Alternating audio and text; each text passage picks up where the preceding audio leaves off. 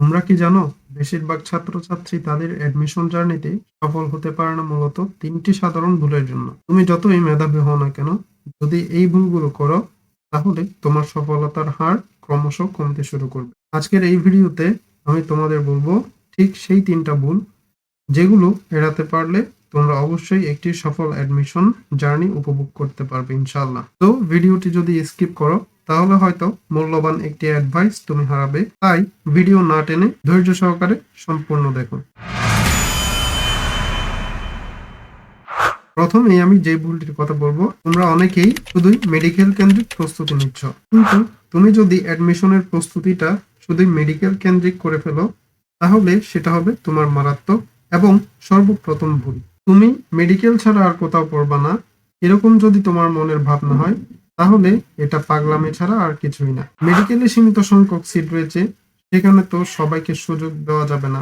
যতগুলো সিট আছে ততগুলোই ছাত্রছাত্রী সুযোগ পাবে এবং তার জন্য ভালো একটি মার্ক ক্যারি করতে হবে। ধরলাম তুমি অনেক কষ্ট করবে, অনেক পড়াশোনা করবে, কিন্তু তাও যদি উপরওয়ালা তোমার ভাগ্যে যদি না রাখে, তাহলে কি হবে? পরে ঠিকই তো তোমার ভার্সিটির পেছনে দৌড়ানো লাগবে, আর তখন থেকে তুমি এক্সট্রা একটা সাবজেক্টের প্রেশার নেওয়া শুরু করবা, আর যেটার নাম হচ্ছে ম্যাথমেটিক্স। মেডিকেল এডমিশনের পর ভার্সিটি প্রিপারেশনের জন্য তোমার হাতে তেমন কোনো সময় থাকবে না। তার উপর ভার্সিটিতে পদার্থ, রসায়ন এবং বায়োলজির প্রশ্নের প্যাটার্নও থাকে আলাদা। সো তুমি যদি ভেবে থাকো মেডিকেলের জন্য ভালো করে প্রস্তুতি নিলেই তুমি যে কোনো ভার্সিটিতে চান্স পেয়ে যাবা, তাহলে সেটা তোমার ভুল ধারণা। ভার্সিটির জন্য তোমার অবশ্যই আলাদা প্রিপারেশন নিতে হবে। সেজন্য তুমি হয়তো ইঞ্জিনিয়ারিং এর প্রিপারেশন নিবে, না হয় ভার্সিটি প্লাস মেডিকেল দুটোর জন্য একসাথে প্রিপারেশন নিবে। বিগত বছরের মেডিকেল ভর্তি পরীক্ষার রেজাল্ট অ্যানালাইসিস করলে দেখা যাবে যে প্রথম দিকের মেরিট থাকে স্টুডেন্টগুলোর মধ্যে প্রায় স্টুডেন্টই ইঞ্জিনিয়ারিং প্রিপারেশন নিয়ে মেডিকেলে এক্সাম দিয়ে চান্স পেয়ে গেছে, কিন্তু এখনো পর্যন্ত কেউ মেডিকেলের প্রিপারেশন নিয়ে বুয়েট, রুয়েট, কুয়েট এ চান্স পায় নাই। সুতরাং এই ভুলটি কেউ ভুলেও করবা না, করলে পরে কিন্তু ভোগান্তিতে পড়বা। তো সাবধান। আর 2 নাম্বার ভুলটা হচ্ছে দিক ঠিক না রেখে দৌড়ানো। অর্থাৎ অনেকেই পড়াশোনা শুরু করে দিক নির্ধারণ না করেই।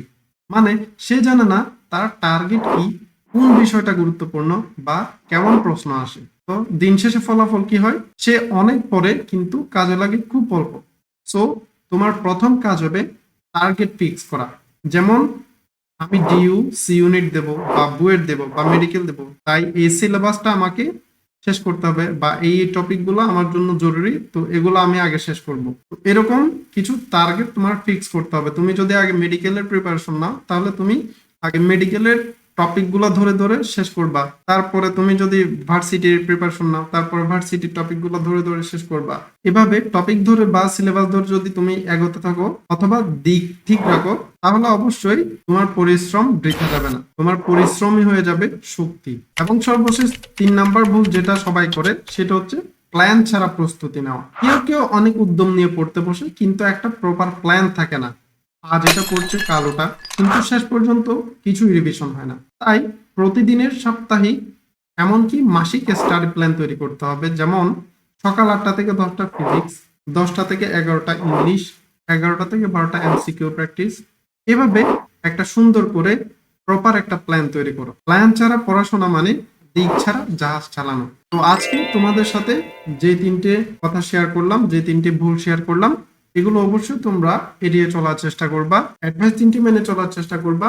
ইনশাআল্লাহ আশা করি তোমার অ্যাডমিশন জার্নি সফল হবে। তো আজকের ভিডিও এই পর্যন্তই। পরবর্তী ভিডিওতে ইনশাআল্লাহ আবার দেখা হবে। ততদিন পর্যন্ত ভালো থাকো, সুস্থ থাকো। আসসালামু আলাইকুম।